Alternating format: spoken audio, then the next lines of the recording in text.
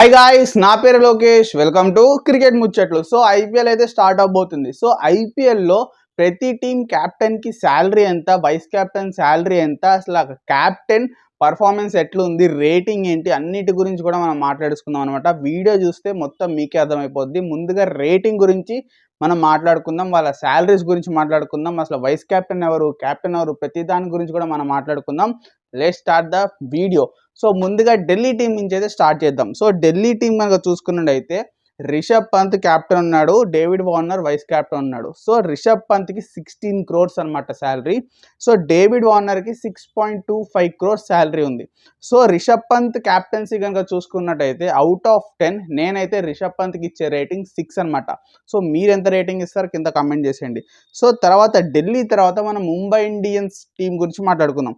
So Mumbai Indians గురించి కనుక మాట్లాడుకోవాలనుకున్నట్టయితే captain వచ్చేసి హార్దిక్ పాండ్యా అనమాట. 15 crores హార్దిక్ పాండ్యాకి పే చేస్తున్నారు. సో వైస్ క్యాప్టెన్ వచ్చేసి జస్ప్రీత్ బూమ్రా అనమాట. బూమ్రాకి 12 crores అయితే పే చేస్తున్నారు. సో రేటింగ్ 10లో హార్దిక్ పాండ్యాకి నేను ఇచ్చే రేటింగ్ 9 అనమాట. అవుట్ ఆఫ్ 10 9 రేటింగ్ అయితే ఇస్తున్నాను. ఎందుకంటే 2 times జీటీకి క్యాప్టెన్స్ చేసి ఒకసారి ట్రోఫీని తెచ్చిపెట్టాడు, ఇంకోసారి ఫైనల్స్ వరకు తీసుకొచ్చాడు హార్దిక్ పాండ్యా. సో అతని క్యాప్టెన్సీ స్కిల్స్కి 10 out of 9 అయితే ఇస్తాను.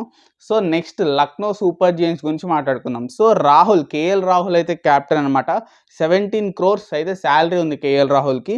నెక్స్ట్ వైస్ క్యాప్టెన్ వచ్చేసి నికోలస్ పురన్ అనమాట. సో నికోలస్ పురన్కి అయితే 16 crores అయితే శాలరీ ఇస్తున్నారు. సో రేటింగ్ ఎట్లా ఉందంటే 10 out of 7 రేటింగ్ అయితే నేను కేఎల్ రాహుల్ క్యాప్టెన్సీకి ఇస్తాను అనమాట. సో నెక్స్ట్ టీం ఏంటి అంటే next team SRH team. So మన హైదరాబాద్ టీంకి క్యాప్టెన్ ఎవరంటే ప్యాట్ కమిన్స్. సో 20.50 crores అయితే ప్యాట్ కమిన్స్కి శాలరీ ఇస్తున్నారు. One of the highest captain అని కూడా చెప్పుకోవచ్చు శాలరీ పరంగా. సో భువనేశ్వర్ కుమార్ ఏమో వైస్ క్యాప్టెన్ అనమాట. అతనికి వచ్చేసి 4.20 crores అయితే శాలరీ ఇస్తున్నారు. సో రేటింగ్ వచ్చేసి 10 out of 8 అనమాట నేను ప్యాట్ కమిన్స్కి ఇచ్చే రేటింగ్. సో మీరు ఎంత ఇస్తారు కూడా మీరు కింద కమెంట్ సెక్షన్లో కమెంట్ చేసేయచ్చు. సో నెక్స్ట్ కేకేఆర్ టీం గురించి మాట్లాడుకుందాం. సో కేకేఆర్ టీంకి అయితే శ్రేయాస్ అయ్యర్ అయితే క్యాప్టెన్గా ఉన్నాడు. శ్రేయాస్ అయ్యర్కి 12.25 crores అయితే శాలరీగా పే చేస్తున్నారనమాట. సో నెక్స్ట్ నితీష్ రాణాకి అయితే వైస్ క్యాప్టెన్సీ రోల్ ఇచ్చారు. సో నితీష్ రాణాకి 8 crores అయితే పే చేస్తున్నారు వాళ్ళు. సో క్యాప్టెన్సీ వైజ్గా శ్రేయాస్ అయ్యర్కి అయితే 10 out of 6 మార్క్స్ అయితే 6 రేటింగ్ అయితే ఇస్తానమాట. మీరు ఎంత ఇస్తారు శ్రేయస్ అయ్యర్కి కింద కమెంట్ సెక్షన్లో కమెంట్ చేసేయండి. సో నెక్స్ట్ కేకేఆర్ తర్వాత ఆర్ఆర్ టీం గురించి మాట్లాడుకుందాం. సో ఆర్ఆర్ టీంలో క్యాప్టెన్ వచ్చేసి సంజు శాంసంగ్ అనమాట. సో సంజు శాంసంగ్కి 14 crores అయితే శాలరీ ఇస్తున్నారు. సో నెక్స్ట్ జాష్ బట్లర్కి వచ్చేసి 10 crores అయితే శాలరీ ఇస్తున్నారనమాట. సో రేటింగ్ వచ్చేసి నేను సంజు శాంసంగ్కి 10 out of 7 రేటింగ్ ఇస్తున్నా. సో మీరు ఎంత ఇస్తారో కింద కామెంట్ సెక్షన్లో కమెంట్ చేసేయండి. So next RCB. So RCB గురించి కనుక మాట్లాడుకున్నానంటే ఫ్యాబ్ డూప్లెసిస్ చాలా ఎక్స్పీరియన్స్ అయిన క్యాప్టెన్ అనమాట. ఇతనికి 7 crores అయితే శాలరీగా ఇస్తున్నారు. వైస్ క్యాప్టెన్ వచ్చేసి మన కోహ్లీనే అనమాట. ఎందుకు ఇట్లా మాట్లాడుతున్నానంటే if in case Faf du Plessis అయితే క్యాప్టెన్ చేయకపోతే క్యాప్టెన్ ఎవరు ఉంటారు, మన కోహ్లీనే కదా. సో అందుకే నేను కోహ్లీని వైస్ క్యాప్టెన్గా పెట్టాను. వేరే ఏం పెట్టుకోకండి. ఆర్సీబీ అంటే కోహ్లీ అంటే ఆర్సీబీ. సో రేటింగ్ ఫ్యాబ్ డూప్లెసిస్కి నేను ఇచ్చే రేటింగ్ 10 out of 9 రేటింగ్ అయితే ఇస్తాను అనమాట. ఎందుకంటే అతని క్యాప్టెన్సీ స్కిల్స్ మనందరికీ తెలుసు. సో నెక్స్ట్ 9 సిఎస్కే గురించి మాట్లాడుకుందాం. సిఎస్కే మహేంద్ర సింగ్ ధోనికి ఇచ్చే శాలరీ 12 crores అనమాట. అండ్ నెక్స్ట్ వైస్ క్యాప్టెన్ అయిన రుతురాజ్ గైక్వాడా లేకపోతే జడేజానా అంటే ప్రజెంట్ అయితే జడేజానే అన్నట్టు పోర్ట్రేట్ చేస్తున్నారు కాబట్టి 16 crores అయితే జడేజాకి శాలరీ ఇస్తున్నారు.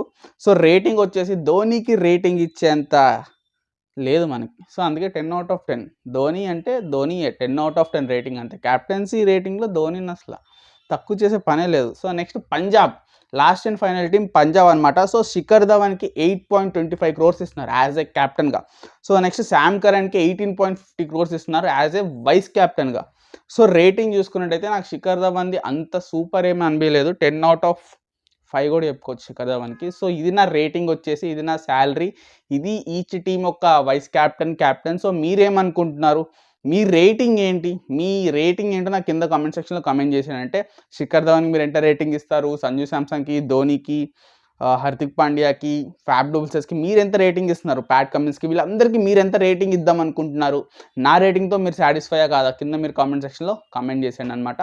సో ఈరోజు వీడియో వచ్చేసి ఇది. రేపు ఇంకో వీడియోతో, ఇంకో క్రికెట్ ముచ్చటతో, ఇంకో ఐపీఎల్ అప్డేట్తో నేనైతే మీ ముందుకు వచ్చేస్తాను.